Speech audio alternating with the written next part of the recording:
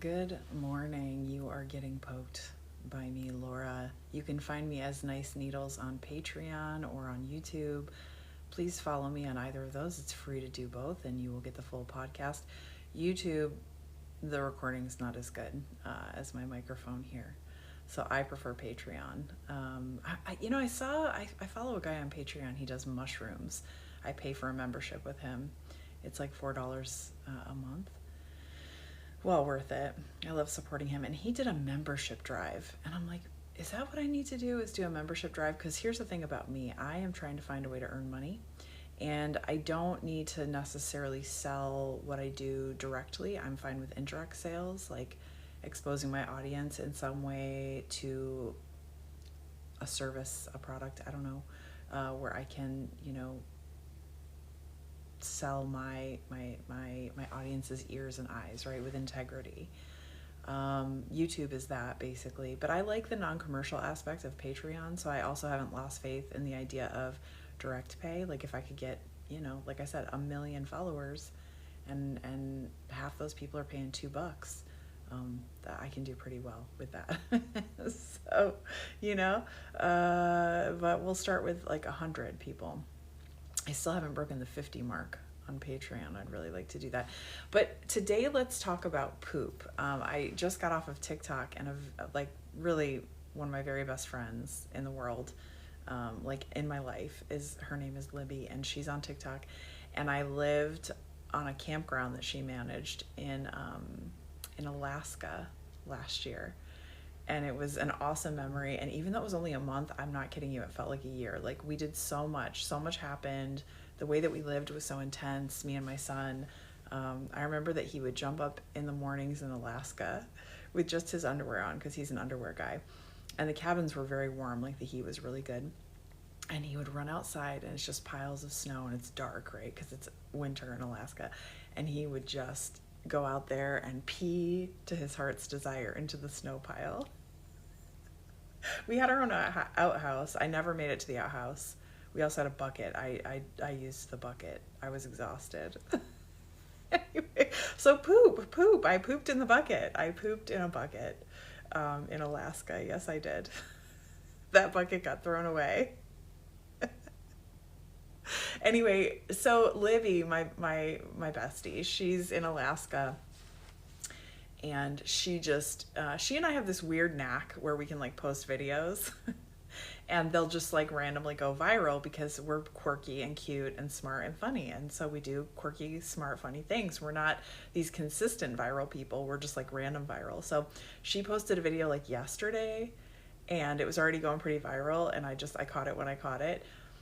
And it's about poop. It's about what's in your poop. And then I happened to post about poop, and she said, can we talk more about poop? In fact, let me tell you what exactly so here it is. This is her comment on my Patreon. Can we hear more about poop inspection in a future episode? Libby likes to talk about poop. She talks about it on with the animals. She's in Costa Rica right now. So she's looking at a lot of animal poop and discussing it.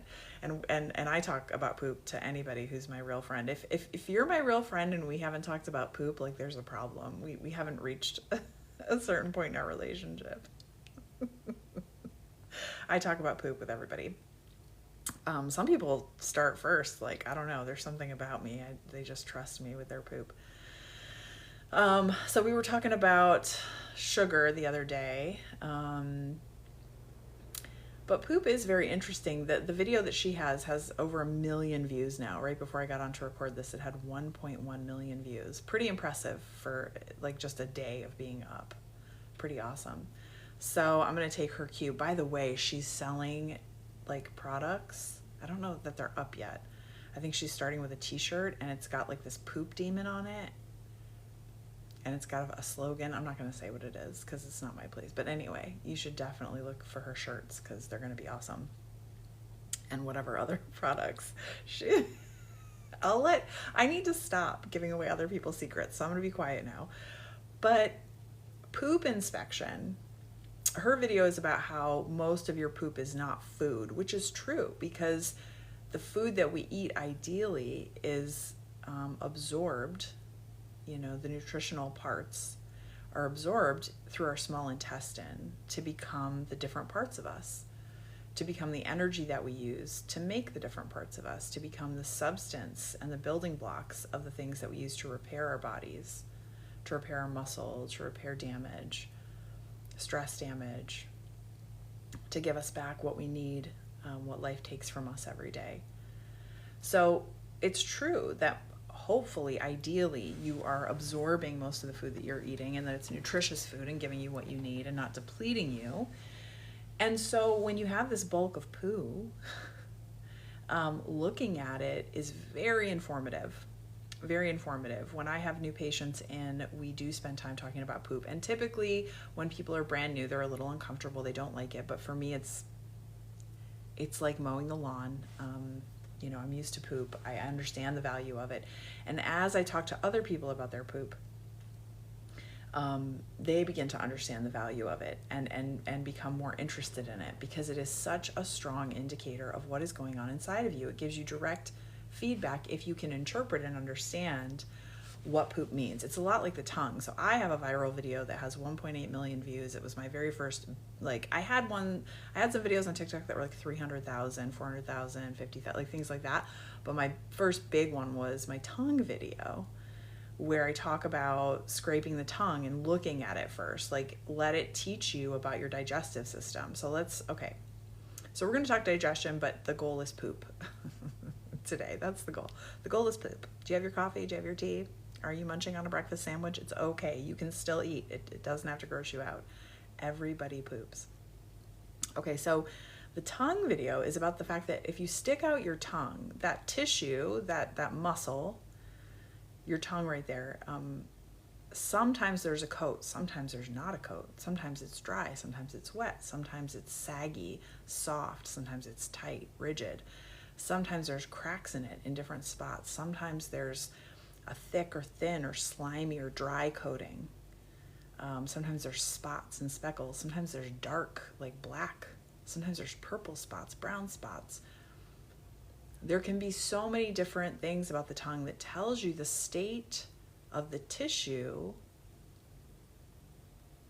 of particular organs, but specifically and most directly your digestive tract, which encompasses everything from the tip of the tongue and then all the tissue attached from the root of the tongue down, which is one long, smooth muscle piece of tissue.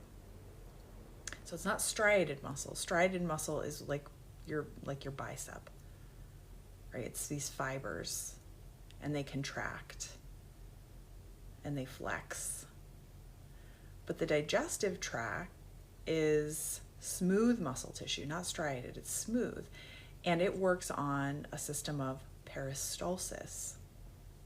Peristalsis is the movement of smooth muscle tissue that is supposed to be rhythmic and smooth and easy. So I'm showing this on camera, so you can go on YouTube to see this. But basically, it's like this squeezing and pulsing, okay? And so one thing you can tell by looking at the tongue is what is the state of that tissue inside. So do I have a yellow coat? Am I gooey? Am I wet? Am I dry? It gives you some basic information that can be very useful in terms of picking different foods that you should eat, that you want to add, or things that you might want to take away, considering that I'm hot inside, I'm cold inside, I'm damp inside, I'm damp and hot, I am hot and dry. Oh, this part of my body has this issue, this part, you can see the whole body on the tongue. So and it's literal, that tissue there, the flesh there will reflect what is in the intestines. The smooth peristalsis movement of the tissue that goes from the tongue all the way to the anus. That's one piece of tissue. That's one of the reasons that East Asians were so good. The medical, philosophical people were really good when they ripped people open back in those days, because they did they did autopsies. And when they did autopsies, the digestive system was very easy to figure out. It's very obvious. The other organs, less so. They didn't have microscopes. They didn't have the modern tools that we have now to look at things. They could make guesses about things, but mostly it was done through observation of these organs, deep observation. Brilliant stuff. But the digestive system, We know so much about digestion. We understand the importance of digestion, and it's very simple to see. So from the tip of the tongue to where the poop comes out on the poop chute, right? The colon, the anus, it's one long piece of smooth muscle tissue, and it works on peristalsis.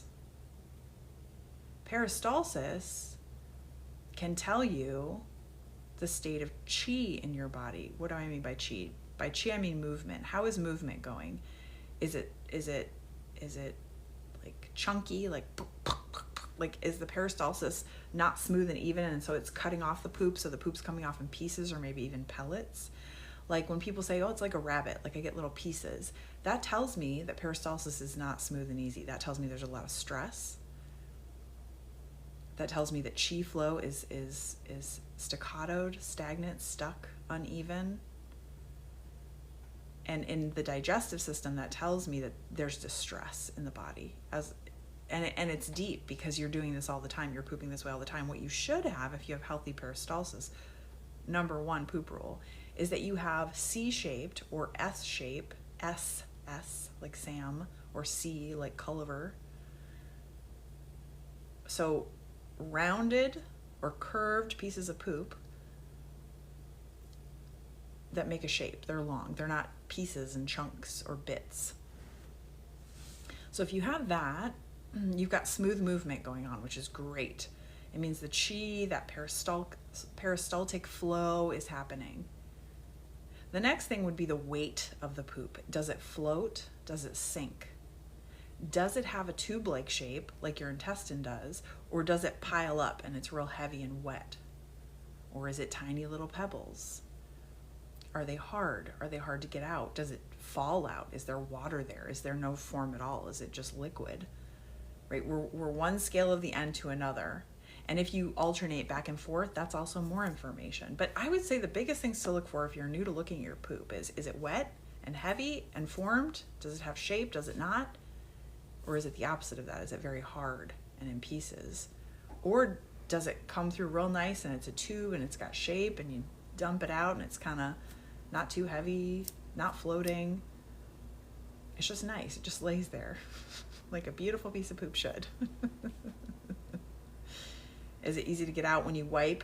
Do you have to wipe for a long time? Is it real messy? Or do you almost have to not wipe at all? Like, what's your pattern? How often do you poop? Do you poop every day? I had patients come in who would only poop once a week, sometimes not even that much.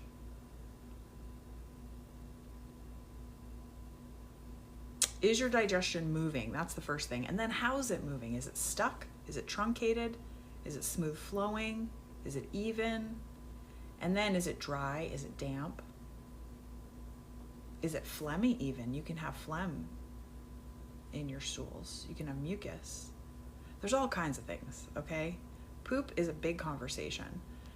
But much like the tongue, you can tell also if it's really stinky, like all the time, you have a lot of heat. It's like a trash bag, right? A trash bag in the sun is stinky. If it gets cold, there's no smell. It could be the worst smelling thing in there. It probably won't smell because cold stops it, stagnates it. There's so many layers to the poop conversation, but it gives you feedback about what to eat, about what not to eat, about if you're hot, about if you're cold, about if you're damp, about if you're dry, about if you're a combination of those things. So Libby's video is correct. Most of what is in there is not food. It's going to be a reflection of the bacteria in your gut, and yes, you want bacteria in your gut. The fiber in your gut, the color of it can tell us a lot, you know, on many levels. So I would get comfortable looking at your poop. So maybe if you go to somebody like me, or if you book a phone appointment with me, or you get my paperwork, you understand why we're talking about poop. It gives great insight into how that center part of the body is working. And here's why this matters, because how your digestion works, it is literally central, because it is literally the center of your body. It is literally central to who you are. And depending on how you digest food and how it moves through you, that is the rest of your health. There is a school of thought in Chinese medicine that's called the Earth School.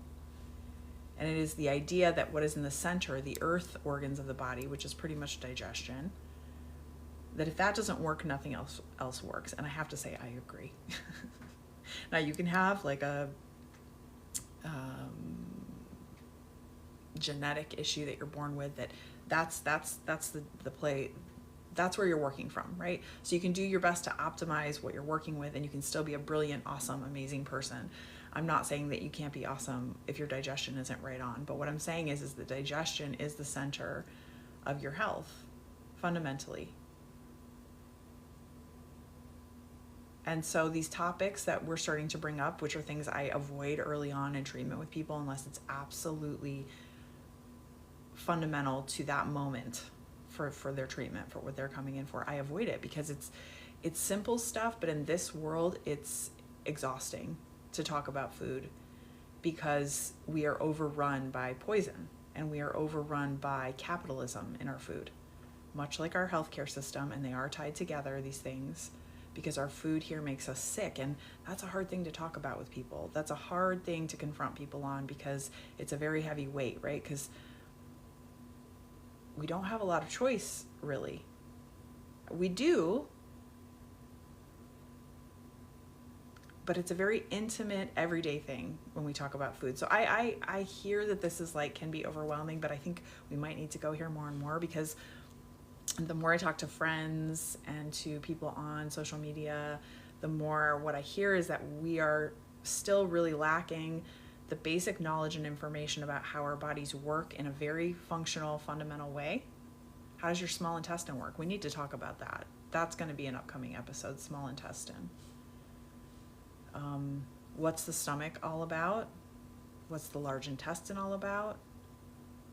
What do they give us? What do they do for us? But as we do that, if we talk about things like sugar that tear those organs up, like literally when you eat it, it creates tears. It is like razor blades that you're putting through it. So you're damaging it, you're aging it, you're damaging it, you're causing wear and tear. Like it literally ages you. So things like that are important, right? What we put in matters. It affects our body.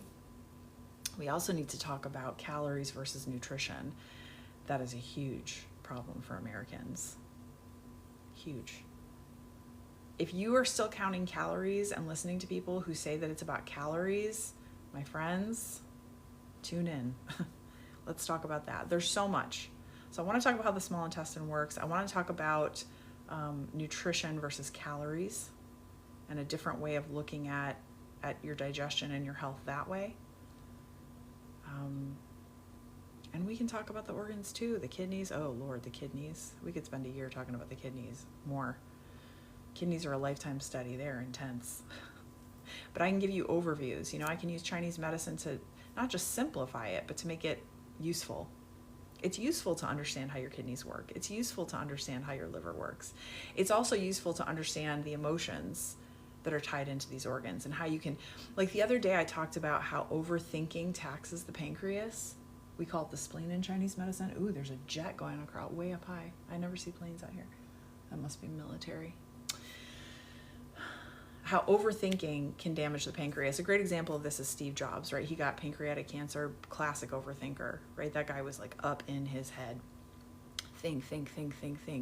And when you think that much, it taxes the pancreas because the pancreas produces insulin. It's going to make you hungry. It's like when you get students in school who gain the freshman 15 because they're thinking so much. It's so much new activity. And their brains tell them we're hungry because we're thinking. We need to supply the brain with glucose or something it can eat.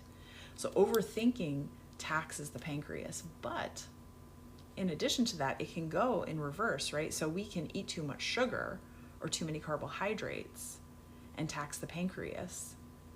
And then what happens? It causes us to overthink because the pancreas is directly involved with our thinking. We tend to call it the gut brain, you know, that part of our brain lives in our gut. It's a very Western way of breaking things down. But the gut is so many things.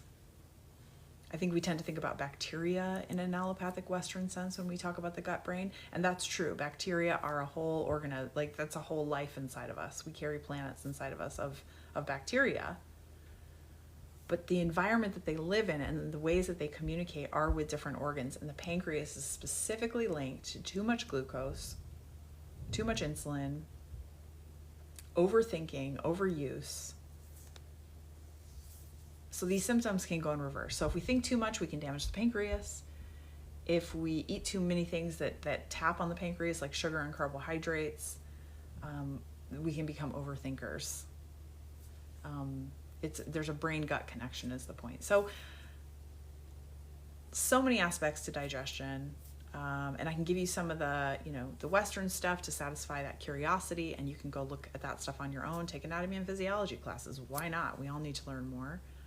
Or you can take the little bits I give you and have a general understanding of how these organs work, and then also take the information about the emotions, like the spirit of those organs and how they all work together in concert with us as a being, and just use that stuff to better your own health. That's the point. So, all right, this has been a ramble. You got poked. It was a flyby. I hope the poop was helpful. Go check out Libby's video. Libby poop. She's at 1.1 million. I can't wait to see what happens. I hope she sells a lot of t-shirts.